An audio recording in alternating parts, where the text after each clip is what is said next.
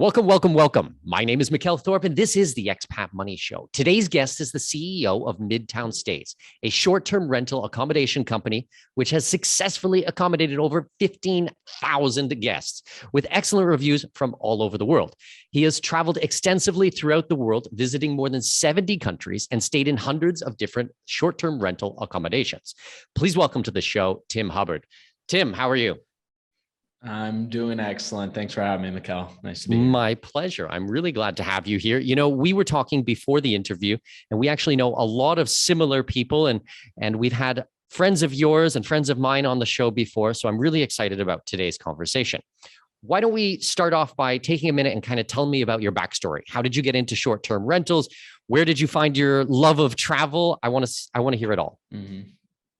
Yeah, I got in, my love for travel came before real estate, actually. Real estate was sort of the outlet to be able to travel that I luckily discovered earlier on. So when I was in high school, I did like a 3-week, 4-week exchange in the summer, and I stayed with a Spanish family and just had an amazing time. You know, everything was different, the language, the food, the culture, and I was just like, I want to be able to do this all the time. So from an early age, I discovered travel. Luckily, I was 16. I turned 17 while I was there.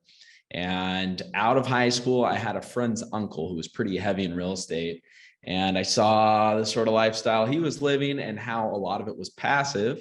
And that's what sparked my interest in real estate. So I started getting into real estate.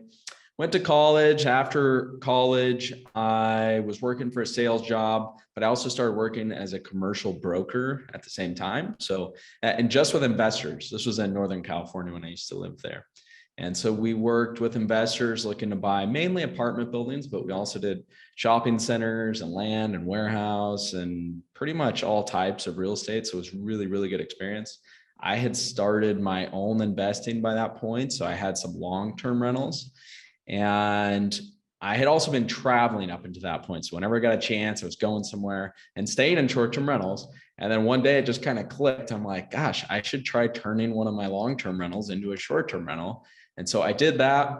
And, you know, years later, I've been focusing on that. I still invest in other types of real estate, but I've really expanded my short-term rental portfolio into other cities. And it's been a fun journey. So what was that moment like when you actually went from long-term rentals to short-term rentals, especially if you're not in the city, you're somewhere else, you're being an expat, you're digital nomad or traveling? I mean, that's got to be quite an adjustment. So at the time I was actually living in the city. I'm not now. I'm down in Brazil, and I've been expanding the portfolio for years now, not living in the US, but I had a roommate. And I was living out in the suburbs, and I had this property that I owned downtown, and I was renovating it. I'm like, you know what, I want to live downtown. And so I'm going to renovate this property the way I wanted. It was a 4-plex. And I was talking with my buddy. I kind of had the idea to do short-term rentals, and we were like joking about it. We were drinking a beer. I'm like, man, I think this building could make like $20,000 a month if we, you know, if I rent them all out as short-term rentals. It was almost like a joke. But I'm like, you know what, I'm going to try it out. I'm setting it up the way I want anyways. So I'm going to furnish it.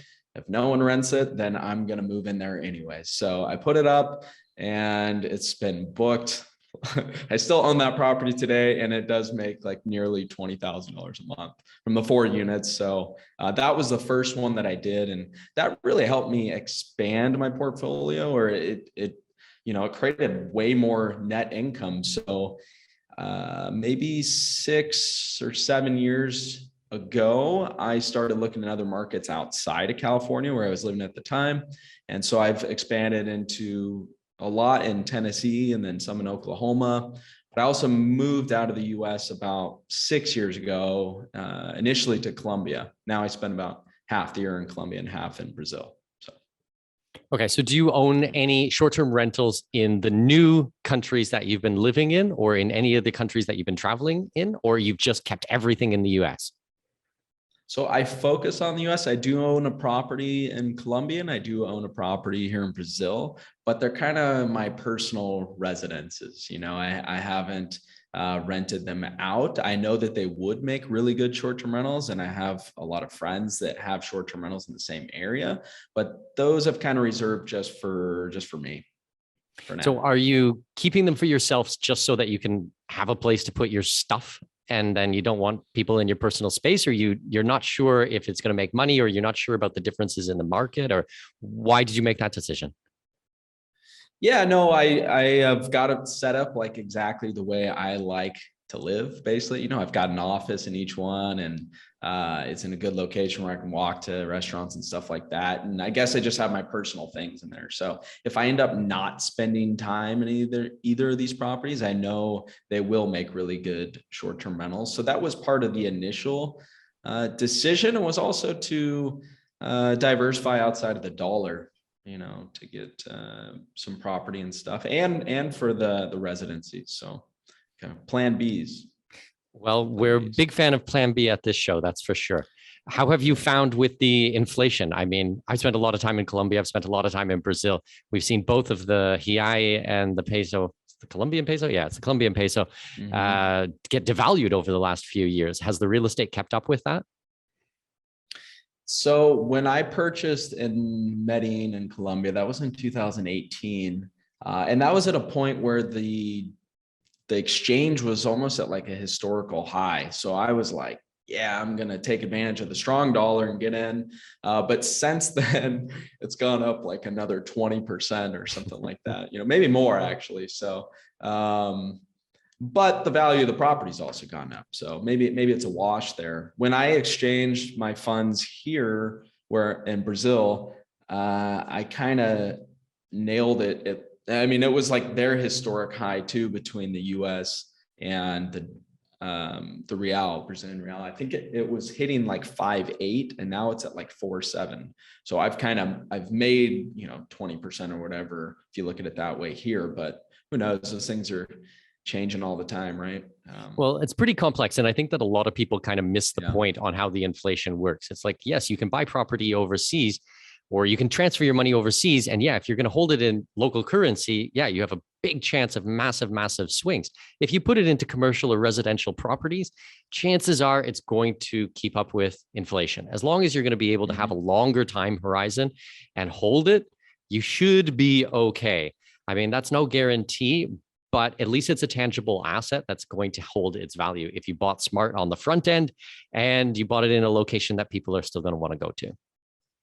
Totally. Yeah. I feel the same way about it's an asset, just like you said, it's a hard asset. And in the US too, it's a good hedge against inflation, especially if we're leveraging with fixed debt at a low interest rate for a really long term. So is that one of the reasons that you do a lot more of the short-term rentals in the United States, because you're able to get financing for these types of things? It is, definitely. Yeah. If I could do the same financing in Colombia or Brazil or anywhere, well, not anywhere, but places that I like to be, then I would definitely focus more on those areas as well. But the financing, the historically low interest rates and the amount of capital available in the US is just, it's hard to beat. And the returns are really good in the US too. So, well, I do get this all the time as well. People just kind of think that they're going to be able to get a mortgage as soon as they come in as a foreigner to a new country. And it's like, that just does not work the same at all. Maybe in Europe, you might be able to, but in Latin America, where I spend a lot of my time, even if you could get a mortgage, you're looking at probably 8, 9, 10%. And you might even need to hold it in a company, and then the bank would have access to the company. And there's just so many differences in there. It's just crazy. Yeah. And it's those 8, 9, 10, 12% interest rates while putting down 30, 40, 50% as well. So to be able to put down 20% in the US right now, and get interest rates that are really, really low in the fives, or, they were lower, as it's a pretty good time for that. But because we do a lot of it with the immigration. So say In Mexico, you can get short track to your permanent residency there. In Panama, you can get the new friendly nations visa at $200,000. In Brazil, it's about $200,000. In Colombia, it's about $160,000. And all the time, people are like, want to go for these visas and then kind of think that they can put 10 grand down or 20 grand down and finance the rest of it in country. And I'm like, you don't even have your residency yet. They don't know you from a hole in the wall. You don't have any relationship with the bank and you want them to lend you this. Like, it just, yeah, I just don't think it's going to happen. From what I've seen, I mean, you pretty much have to have like a solid stream of income coming into that country and have your residency and have, I mean, you have, and even then, I don't really know. I don't have any friends that have purchased with loans. Yeah, it's not common at all. So tell me a little bit more than what is it like for you to manage short-term rentals and then not be in the city and not even be in the country?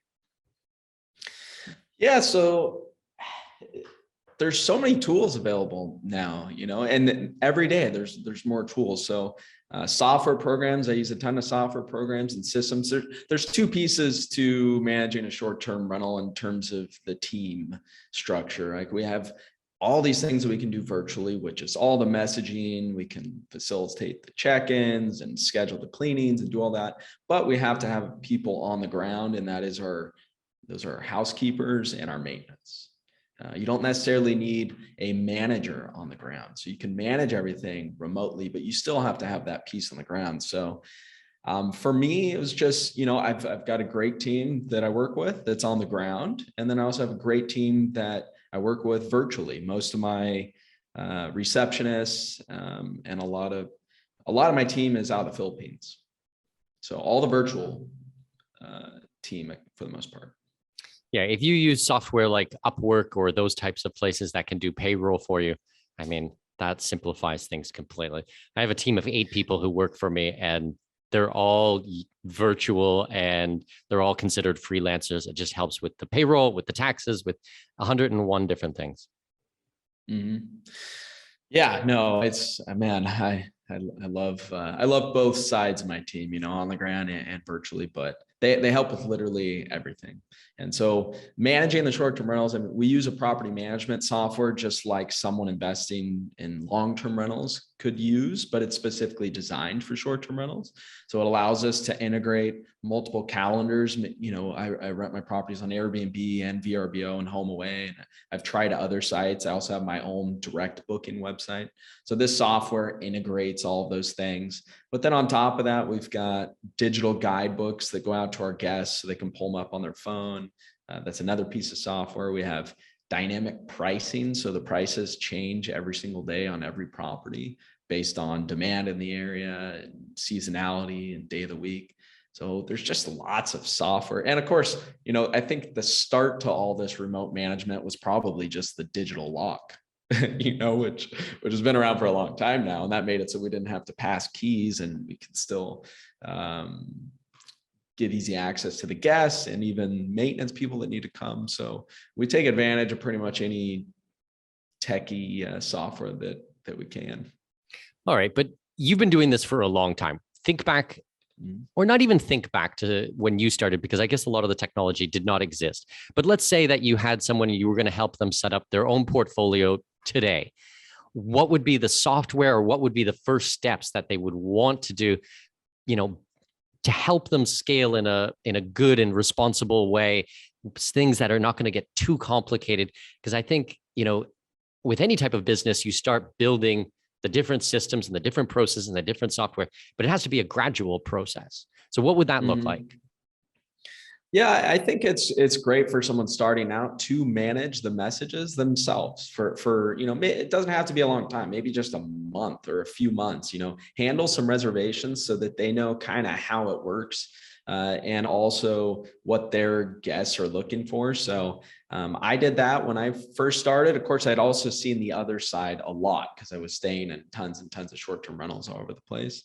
So I think it's good to manage your first one. And most people don't have any real problem managing, 1, 2, or 3 properties. It's when you start to get 4, 5, 6, that's kind of one level. And then when you start getting dozens, that's like a totally different level, right? So it depends on how far you want to go with it. But I would start managing your first one yourself. And for me, that was what I did.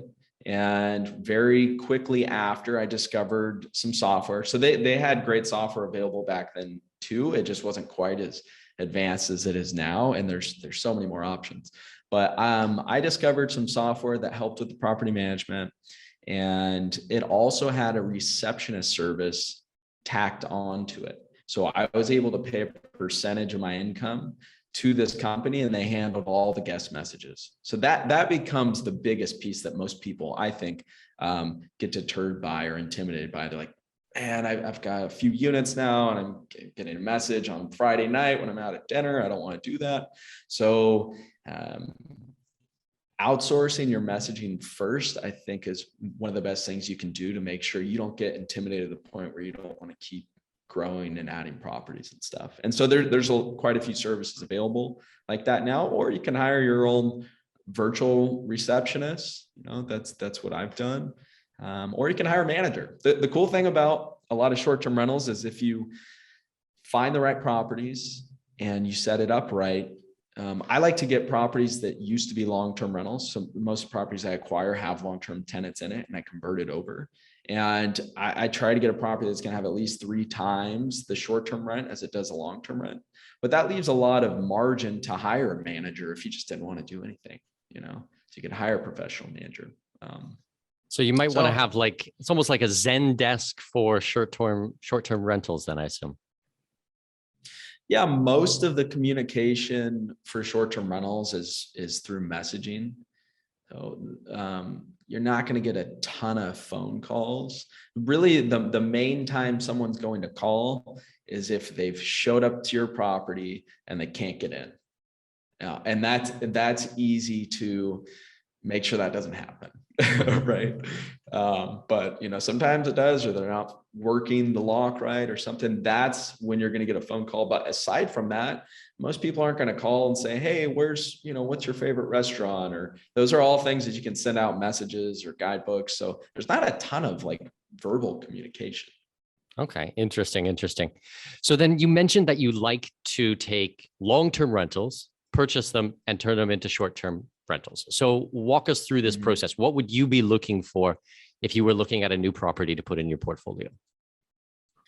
So I like small multifamily properties, so 5 units or more, but multifamily, I guess anything duplex and up, because it helps with economies of scale a little bit. If you have one housekeeper, housekeeping is the biggest operational piece. And if you have, let's just take 2 houses in the same city that are 20 minutes apart, and they're somewhat large homes, it's really hard to clean both those at the same time on a Sunday, for example, when most people are checking out. So you have to have more housekeepers, and that just makes the whole operation more difficult. So I like smaller units and apartment buildings, because we can have one housekeeper that can do 8 apartment turns in one day, so it makes that part a lot easier. But I also like smaller apartments because people tend to stay longer. You might have someone that comes and people are living on Airbnb. I know, being an expat for a long time, that this is something we've been doing for a long time, but the rest of the world is doing this too, even in the same countries where they're born. The Airbnb's biggest growth segment right now is in their longer term stays. So people are actually living on Airbnb. And so I want to cater to that. If I can get short-term rents for a long-term stay, then that's really great, because operations are easier, the whole piece. So I like small units because people tend to stay longer. You also have less parties, just simply because there's less people staying in the property. And I usually look for an area that is near, basically from the moment I started, I was furnishing a property that was just how I wanted it after staying in a bunch of short-term rentals. And it was just in the area that I liked to be. So I could walk to cafes, I could walk to restaurants. So those are the type of properties I look for now. And a lot of times that happens to be in a midtown area. So it's, not super dense urban, but it's also not in the suburbs. And that does tend to come with higher property prices, if you're near restaurants and stuff like that. But there's definitely a lot of places where you can find properties that fit that model. And so, yeah, in a nutshell, that's what I look for. Do you ever stay at your own properties when you go back to the States? Yeah. I can imagine putting your sure. don't tell your staff and kind of do like an impromptu check or something. Yeah, like that show. Yeah. That show was, there was one like Undercover Boss or something like that. Last year we were in Brazil for 6 months and we stayed in Airbnb the entire time. And it was like 2.5 months in one, and then 2 weeks in another one, and a month in another one, and a couple months in the last one. And I want to do an entire blog article of just, year-round living in Airbnb, because I think it's pretty interesting what you can do. And, my son was born in Brazil. So the first place, like I said, I think it was about 2.5, maybe 3 months there.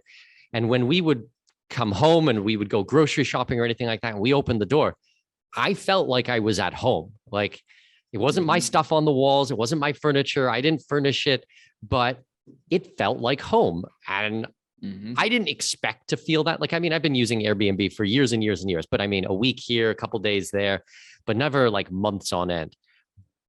But you can get some really nice places out there. Totally. Yeah, no, I think that's the reason why it's grown so much in popularity. Our guests are all age ranges, and it's really great to see a lot of reviews sometimes from some of our older guests. They're like, this was the first Airbnb I've stayed in. They've been staying in hotels their whole life. And they're like, we loved it. We're going to come back because it's more of an experience. It's, and you can feel like you're living at home. So I always loved staying in them, and it's really fun now to be able to kind of sort of come like full circle, I guess. So one of the funny things when my wife and I were looking for Airbnbs, we'd be going through like 20 different properties. All right, we knew the neighborhood that we wanted to be in, and we knew we wanted like a 2 or 3 bedroom, et cetera, et cetera. But then if they had like a really nice espresso machine or a Nespresso machine, we're like, that's the one. I'm going for that. I needed to have good coffee in the morning. Coffee is important for sure. Cool. So what else can you tell us about selecting properties? Do you normally go with bachelors, 1 bedrooms, 2 bedrooms, 3 bedrooms? What does it look like on that front? I'd say my favorite now. So first of all, you can do short-term rentals all across the board, right? You can rent a tree house now, or you can rent a 20-bedroom mansion on the side of the ocean. So you can make it work at all different levels. But for me, and wanting to scale, and in terms of management, I found that the smaller the units, the better. You might have, because I have some properties that have multiple size units in the same building, and I may rent the bigger ones as long-term, and I may rent the smaller ones. Almost always now I'm renting the smaller ones as short-term rentals. So I like, because of the fact that people are staying longer in them, but still paying nightly rates. There's less parties. The actual return I've found is better too, because you have less utility expenses. It costs less to furnish it. If you're renovating the property, it's a smaller unit. It costs less to renovate it. So I've just found, and the difference between, let's take like a 1-bedroom that's 1,200 square feet versus a studio that's 400 square feet. If you were renting those long-term, you would get a difference in rent quite a bit, because someone would say, 400 square foot's too small. But when you're renting a short-term rental, the actual size is not nearly as important. Most of the time, you don't know how big the unit is on the listing. And as long as you properly, display it, and you're not like hiding the fact that it's small, it's not gonna, your guests are still gonna have a good experience. So I think the difference between what you can get on the short-term rent and the long-term rent is it's a bigger gap between a studio and, like a 1-bedroom or a 2-bedroom, something like that.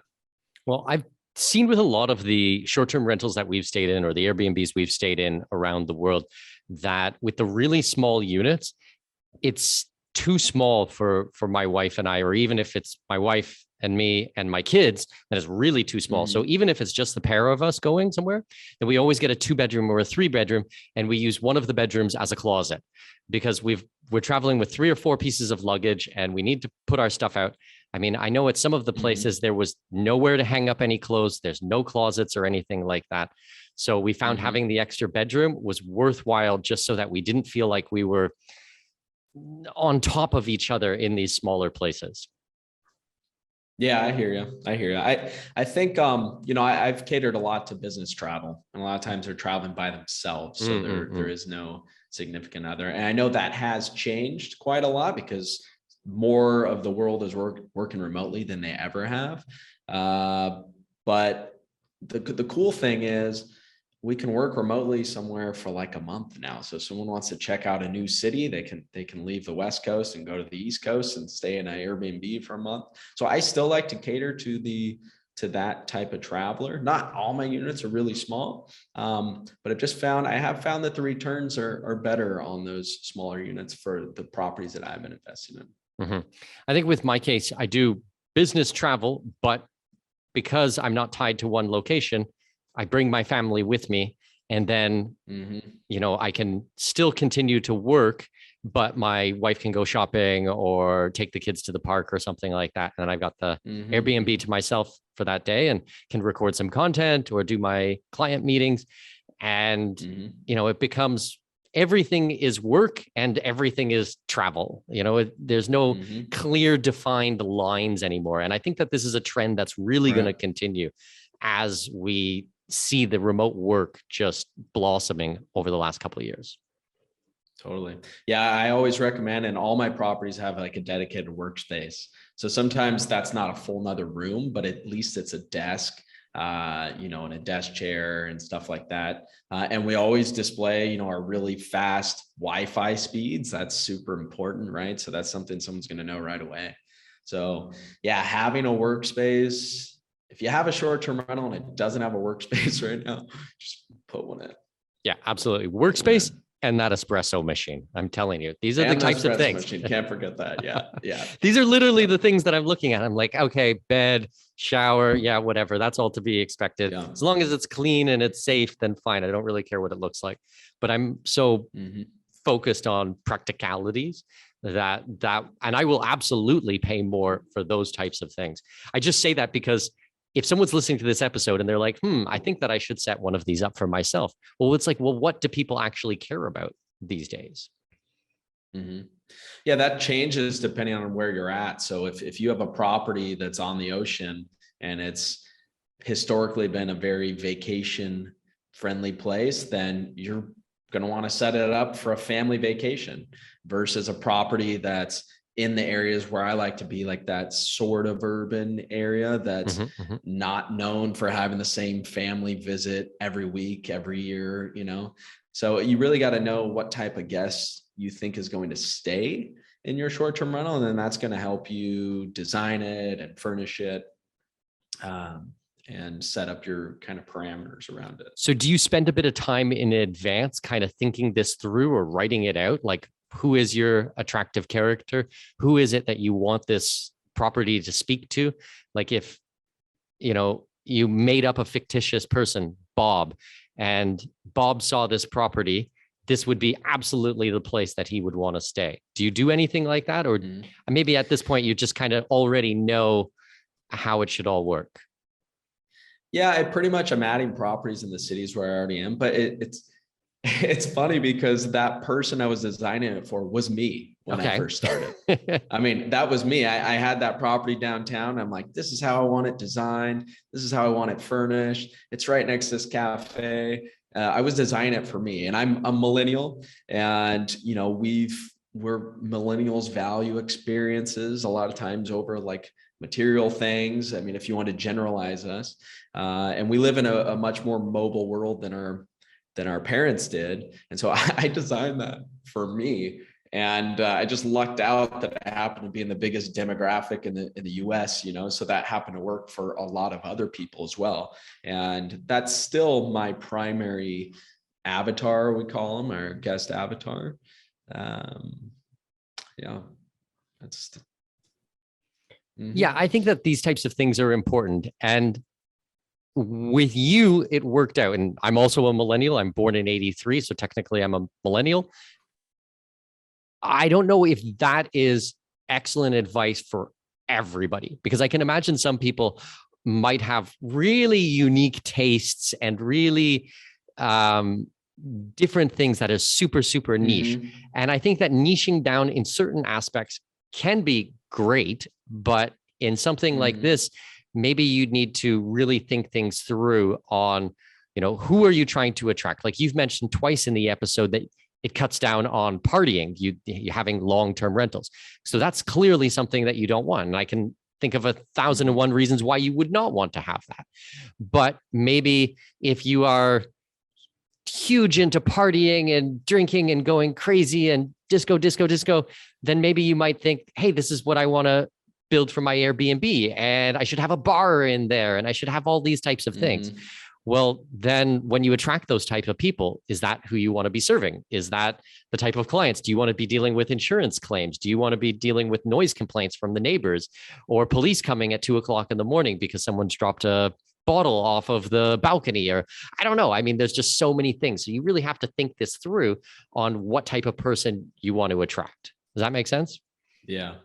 Yeah. And that's going to change by the market too. So like if we take Medellin, for example, lots of people come down and they have big parties in Medellin. And I know if you have a property in Medellin with a jacuzzi, for example, and you have one that doesn't have a jacuzzi, you're going to make a lot more money. People want a property with a jacuzzi. So it does also depend, I think, on your market. So if for someone's listening, they already have a property that they're planning on turning into a short-term rental, it's a really good idea just to view the competition around the area. So they can do that by going on Airbnb and finding like the, properties maybe that have the most reviews and have the most good reviews. Or there's some really good data tools now too. One's called airdna.co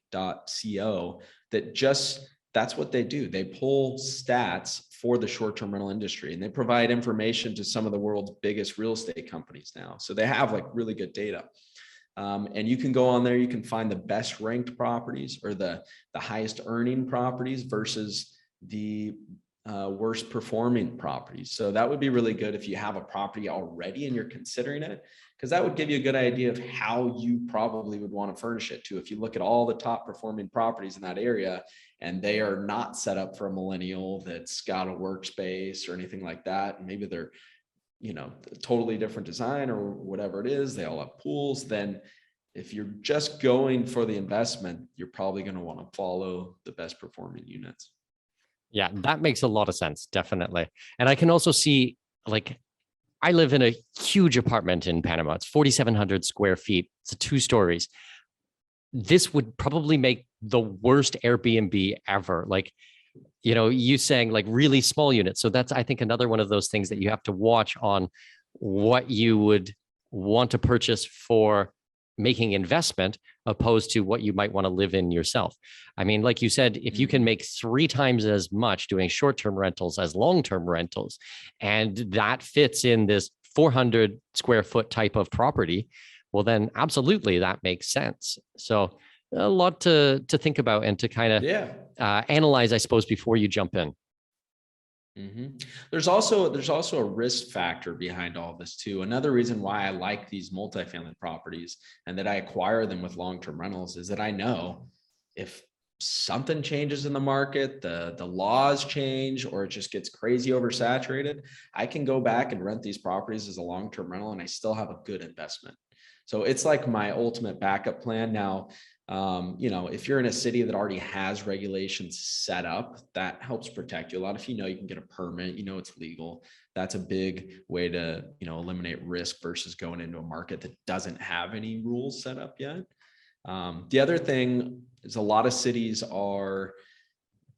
don't count short-term rentals as a stay less than 30 days. So if you are in a city and they have restrictions, and you wanted to cater to people for 30 plus days, you wouldn't even have to deal with the restrictions. And a lot of times you got to check with your city, but a lot of times you don't have to pay the additional transient occupancy tax either, because it's not considered a short-term stay anymore, but you're still getting short-term daily rates. So the risk factor behind a lot of it is another thing that I look at. And I think that just came from my real estate background, starting with traditional rentals and stuff like that. Okay. Well, talk to me then a little bit about the taxes and the insurance and other types of things that people might not understand if they want to go into the short-term rental market. So I guess, the taxes are going to depend on where you're doing it at. But if we're talking about the USA, most all the taxes the tax benefits that we have from investing in traditional real estate, we have the same with short-term rentals. Now, you got to check with your tax advisor, but my accountant who works specifically with real estate, and we've worked together for a long time, she owns a bunch of property herself. She tells me that as long as you're not operating as a business, so if you're not doing pickup and delivery from the airport and you're not providing wine and food and stuff like that, that it's still considered a rental. And so you can get around some additional taxes. So that's one thing. Another reason a lot of people in the US try to be like a real estate professional in terms of the tax code, because it allows them to write off income from, if they have a day job, for example, they can write off losses from their real estate against that income. And so there's a way to get that sort of designation. It's called materially participating. And it's actually easier to get that designation than it is with long-term rentals. So there's different requirements and stuff like that. But for someone doing this as a side job, if they happen to be in the US, it's something really to look into, because they might be able to save a lot on their taxes from their current job. Aside from that, most cities and most places around the world are going to have some sort of transient occupancy tax. That's what you pay when you go to the hotel too. So only fair that we're paying it as well. Depending on the city, Airbnb, for example, has already set this up with a lot of big cities. So they take it out in advance. So it's not even something you have to do on your own. So yeah, the taxes are a really big piece to everything, right? Most people spend majority of their money on their living expenses and taxes, right? So if we can eliminate taxes, hence why they listen to this show and we move them offshore and and help them get rid of all those taxes. Absolutely. Right. Well, any other things from the regulatory side that people need to understand if they want to get into this? It's pretty easy now to check with a city if they have regulations that are against short-term rentals. I mean, you just pretty much just Google, but if that doesn't get you a clear answer, it's good just to call the city. And these things are always changing, but I would say my recommendation would be it's better to get into a city that already has something set up versus one that doesn't, because who knows, you could get your short-term rental set up and then next week they say, oh, we're limiting short-term rentals to X amount of permits. And so it's really different everywhere. And actually it's different in every neighborhood. Like I have some properties that are historic and they have different zoning. And even though the city might allow short-term rentals, you got to check your specific neighborhood, because it could be that your actual property has different regulations as well. Okay. Talk to me then about the furnishings for the place. Like, let's say, for example, you get a new multifamily, 6 doors. Are you furnishing all of the properties the same? Do you use that same type of economies of scale? Are you able to use, like, someone wants to come in and they need a bigger unit, and then you can just swap out pictures and stuff on the listings from one unit to another? What does it all look like on the furnishing side of these? So I definitely, you want to have, in regards to the pictures, you want to have pictures of the actual unit. But, I guess I've kind of changed this as I've gone along. When I was furnishing stuff myself, I was really lazy about it. And I just ordered everything online and it showed up, and I had like a 2-day scramble putting stuff together. And we still order a lot of stuff online. That's really easy to do now. Again, depending on where you're at, it's not easy to do that side of the US in my experience.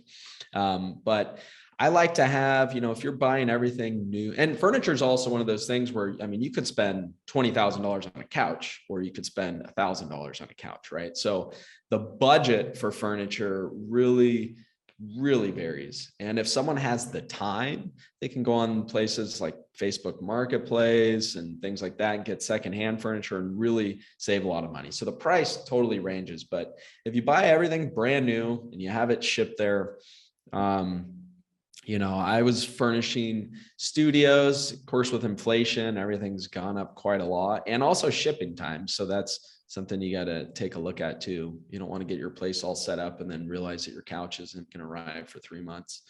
But I would say, I used to spend like $6,000, $4,500 to $6,000 for a studio. This is all probably, this is going up now, but I also have a different team now, and my team on the ground they're really great at, they love furniture shopping too. So it's pretty cool. We can order like our base items, like our bed mattresses, which you can get really good mattresses offline now that come shipped in a box. We can get a lot of the bigger pieces offline and then fill it in with something that doesn't make it feel like it just feels like IKEA, or like fresh out of a box. So I would say like maybe 70% new stuff if you we're just trying to get it furnished as quickly as possible, and then try to fill it in with some local antique things, or something from some nearby places.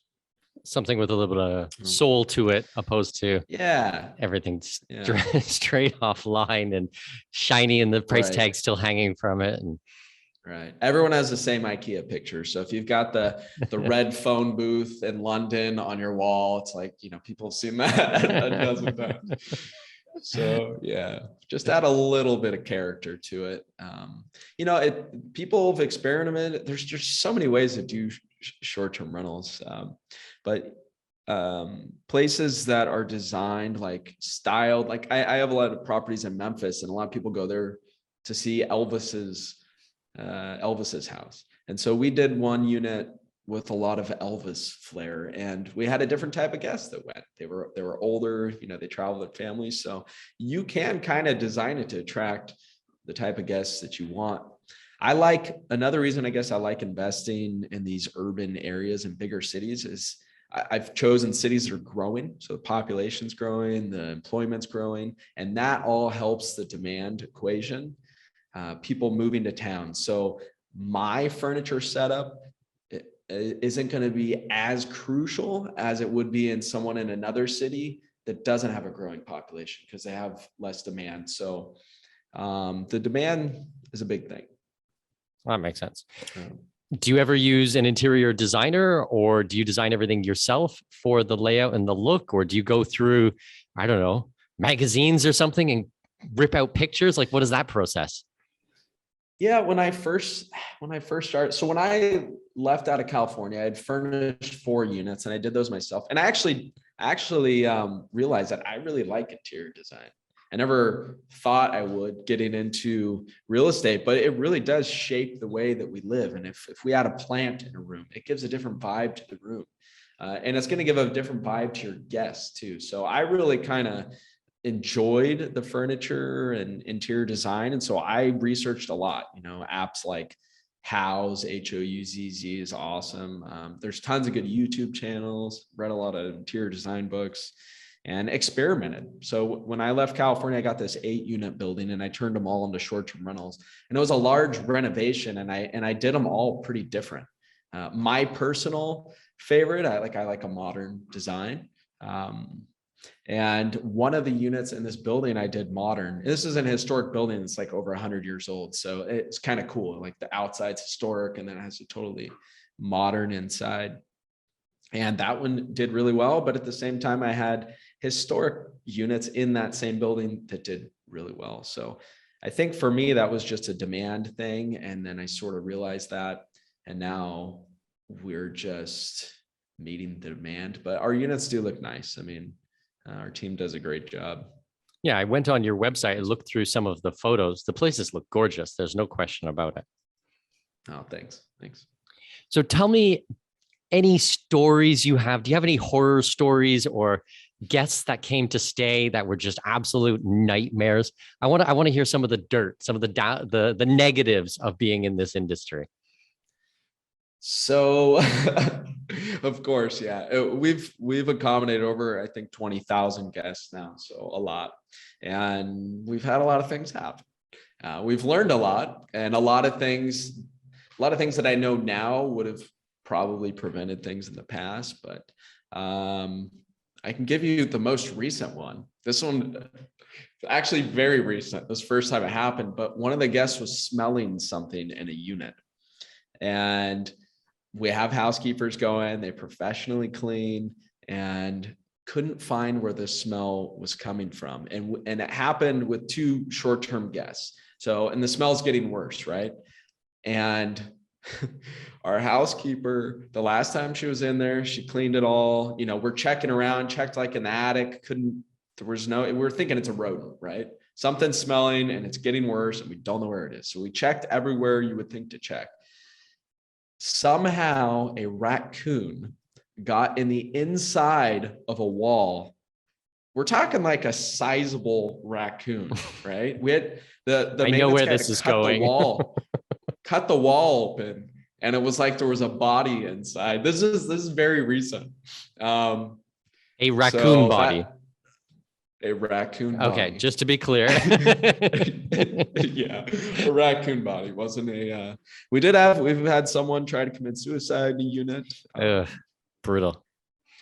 You know, a neighbor called in on that one. They cut themselves and they went out front, and luckily someone called, and they didn't end up dying as far as we know. But a lot of things happen, you know. But that situation, for example, I was in Lithuania, I think, on the other side of the world, and I woke up to a message and everything was handled already, right? So if we have the right team in place, we have the right systems in place, things are going to happen, but it doesn't necessarily mean that it's going to be a huge burden on us, just depending on how we have it set up. So, anybody ever destroy the apartment or have a party that got out of control, or you hear these horror stories of people pouring concrete down the toilet or something like that? I don't know if that happens with short-term rentals, but I've heard of that happening with long-term rentals to get back at the owner or something. That's actually a good point right there, is that anyone that stays in a short-term rental does not have landlord rights. If someone stayed in your property over a month, actually we get leases from everyone that stayed over a month. But if it's less than a month, they don't have landlord rights. And if they do something, if they break your rules, which is essentially breaking their rental agreement, their contract, then you can have them removed from the property. So in most places it's like that. So that's actually another kind of side benefit, because I've had long-term rentals, you know, an eviction, for example, where someone just wasn't paying, but couldn't get them out because of the rules and stuff like that. So yeah, we have had parties. I think the worst it got was right during COVID, because we used to never accept guests that lived in the same city. Well, we tried not to. So, because usually they're coming there to do something that they maybe didn't want to do in their own property, or have a party or something like that. So we used to not really accept a lot of local guests, but when COVID happened, no one was traveling anywhere. So those were basically our only options. So that, coupled with lowered prices, because we lowered our prices to try to attract people too, it brought in a guest that wasn't ideal, I'll just say. And so we did have quite a few parties, but you know, we learned a lot from it too. And there's a lot of things you can do to prevent parties now. They have noise detectors that you can put in a unit. It doesn't record someone's voice, but it records the decibel. You can link that with property management software, so it automatically sends your guest a text message if they're speaking too loudly after a certain time of the night, for example. They have devices that can monitor marijuana smoke. You know, I have properties in California, and it's legal. Marijuana is legal there now. So when that first happened, a lot of people thought they could just smoke wherever they wanted. So they have devices for that. And an easy way, probably the easiest way to combat any party, is just to make sure you have an exterior camera that shows your entry door, and you can see how many people go in the property. So if your property is only for 4 people, and 20 people show up. You can call them, and if it gets too out of hand, you can call, law enforcement. You can have them removed. So luckily, those things don't happen that often if you have all the right measures in place. I've never really had a unit that was like, we've had a lot of people packed in a unit before we caught on to it, but some smaller damage, like maybe a hole in the drywall, or we've had a TV stolen before, small little things, but nothing that would deter me from not investing in short-term rentals, because they're just making so much more than the long-term rentals. So okay, well, that's positive that was kind of a to long hear. answer, I guess. No, it's a great answer. I like the long answer. I mean, if you've had over 20,000, and that's kind of the worst that happened, the suicide one, that's rough. Like that's really sad. Yeah. But I mean, on the damage front, if you've only had a couple of holes in the wall or some small damage, that's actually okay. That's pretty positive, you could say. Do you talk to me then about like the screening process? Do you like really look at the person's profile before you accept them to rent the place from you? So depending on where you're renting your property on, so if you're renting on Airbnb, they have some of their own built-in measures, but each of the online travel agencies, the OTAs we call them, places where you can list your property, are going to have slightly different ways of regulating that. Airbnb has, some options where you can require government ID. You can require that they have positive reviews. So if you're not comfortable renting to someone that doesn't have any reviews, you can set it so that they can't book your place. You can require deposits. So we do that. Our receptionists have like a set of their own stuff that they go through when we do get a reservation. Most all of our reservations just happen instantly. They're instantly booked, right? Like 80% or more. So it's like a pre-approval. Someone makes a request to stay at the place and it automatically goes through. Yeah. You can choose if you want your property, if you want your guests to have the ability to reserve it without requesting to reserve, or if they need to request first. So you can choose that on Airbnb and most all the sites.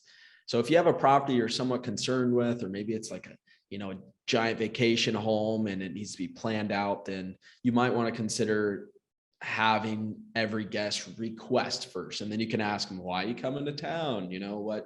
What brings you here, so on and so on. But most of ours are instantly booked. And so our receptionists have like a back end thing, they'll check the guest reviews to make sure that there wasn't one that's a little fishy. We always ask why someone's coming into town. If they don't respond to us, another thing is, like, if you do have like a property for 8 people, for example, and one person books it, it looks a little weird, right? So we might ask like, hey, we noticed that you reserved an 8-bedroom home, but you only have yourself. Can you please list the other guests? Stuff like that. And then if you start getting fishy responses, you can involve Airbnb and just have the reservation canceled if you feel unsafe about it. So there's ways to just stop the reservations before they happen. Yeah, because I think when I do Airbnb overseas, I've always had to make a request, and then 4 hours or 8 hours later, they approve the request. So I was just kind of curious if they're actually going through and looking at my profile picture and stuff. And I can imagine people putting really weird and random stuff in there. And so that's kind of interesting, I should say. Yeah. I found most properties outside of the US still have a request option, depending on the city, not like in South America, for example, where I spend a lot of time too. Like down here in this city where I am, their Airbnb game is like just like doesn't exist. There's a few rentals here, but they're just kind of not super serious about it. And so a lot of the properties in South America, anyways, I've seen that you still have to request a book, but most of the properties in the US, you can instantly book. Okay. So when I was doing my research on you, I saw that you were actually doing a big project in Medellin, Colombia. What does that look like? Tell me about that experience or what you have planned. I'm very curious. Yeah, so Medellin was the first place that I lived outside of the US. And that was after traveling to lots and lots of countries and living in a lot of different cities. So I sort of just fell in love with Medellin personally, but I realized it had a really good real estate market too, or there was a lot of opportunity there. Of course, we don't have the financing options available for foreigners like we were kind of talking about earlier, but I've spent a lot of time down there now. It's probably been 7 years or so, and I'm a real estate guy, so I've always got my ears open for stuff like this. And a really good friend of mine just finished a development on an 11-story apartment building. He just took it on himself, and he just finished all the short-term rentals, and it's crushing it. And so he's looking for another project, and I was looking to get into something like that too. So the last 9 months have been shopping for lots, and in Medellin specifically, it's in a valley, and it's very well built out already. There's 4 million people in this valley, so it's very well built out. It's a limited land space, right? And a lot of these lots are going or have gone already. So we've negotiated with quite a few different owners for lots, most of them which already have homes on them, which we'd have to tear down. And the one we're in negotiations for now, it's still early on, but I fingers crossed, I think we've got something together. It's 3 homes, 3 different lots that we'll be tearing down. And it happens to be in a zone in Medellin that allows for really big development. So this particular area allows for 22 floors, 102 apartments, and a really big space. And the city wants this here. This specific neighborhood is zoned this way. And they're actually pretty advanced in that regard. Like, you can go online and you can see the zoning in different neighborhoods, depending on where you're at in Medellin. So we've met with the city quite a few times just to verify that we can actually do that, because there's quite a bit of risk on our part in the beginning. We're investing a lot of money, cash, to buy these homes, which we'll have to tear down. It's going to take us 9 months easily to a year to get all of our studies together and architectural plans and everything like that. But once we have that, we'll be back past quite a bit of risk, and we can start development. So that's really exciting. The plan is that there'll be a lot of individual apartments, and they'll be at a pretty good entry-level price, an amazing area. The apartment that I own right now is just a couple blocks from there. And so we'll be able to sell each unit individually. The owners will be able to hold title in their name. So a lot of projects right now in Medellin anyways, people are buying percentage shares of an investment, and that's different. And that's also different for your residency potential and stuff like that. These things are changing all the time, but this would allow for residency based on today's numbers too. So really exciting project. And at the end of the day, we will hold, it's also zoned for short-term rentals, which is huge. And actually a lot of the properties in Medellin are not zoned for that. They either have to have a majority vote in the building, which I think like 70% or more, to be able to operate a short-term rental. And a lot of these buildings have Colombians that have been living there for a long time. They don't want people coming in and out all the time. Either that, or it has to have the actual license to operate as a short-term rental, and there's not a lot of them. So if you have a short-term rental in Medellin right now, I think it can rent very easily. We're also seeing a big demand. It's on Central Time, so it's easier for people to work from there, from the US. And it's one of my favorite cities in the world. I think it's a really cool project. I know if this one doesn't end up working out, we're gonna do something. But I think we're pretty close to signing some papers. So Yeah, I was in Medellin. Well, I was in Medellin first time about 20 years ago, but then hadn't been there for 20 years. And just last November, I went to visit my very good friend, Marco Wutzer, who I believe you know as well. And yep. Medellin is an incredible city. Like, I was just blown away of the development over the last 20 years, and so many little nooks and crannies and cool restaurants and cafes, and just the vibe of the whole place is just fantastic. I just loved it there. It is. It's just really, really changed. It was amazing. The the first time I went there, and it just gets better. And another thing with a place like that too is like some of my best friends are Medellin, like Marco. Yeah, I met him there, and we met down here in Brazil recently. And there's such a cool community of people that have also realized like, hey, this city is amazing, and the cost of living is amazing as well. And it's not that far from the US. People are really nice. The weather, they call it the city of eternal spring. So it doesn't get super, super hot there. It doesn't get cold. Everything's green. It's just a lovely place. So, well, I'll be really interested to follow this project and see how it progresses over the next, 2-3 years, the building and everything. And that's pretty neat how you're going to actually be offering it to other investors. And if you structure the pricing correctly, then they can actually get their residency on the back end of it. And Colombian residency does lead to citizenship. So there are a lot of attractive qualities about that.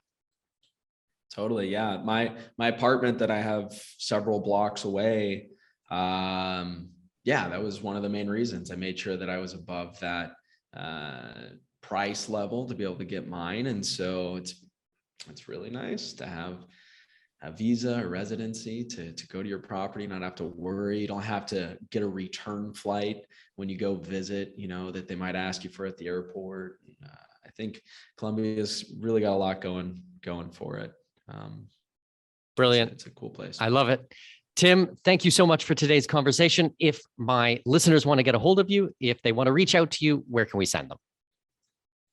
Yeah, so I have a podcast as well, actually, that I've had for a little over a couple of years. It's for people interested in short-term rentals or real estate in general, although it's a heavy focus on short-term rentals. It's called Short-Term Rental Riches, and they're basically just quick, actionable ideas and tips for someone interested or that already has a short-term rental, 5 to 15-minute episodes.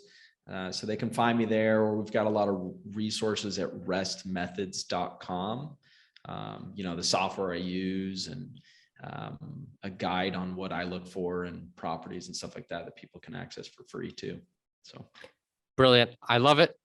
Thanks very much for your time, Tim, and I'll talk to you soon. Okay. Yep. Thanks for having me on.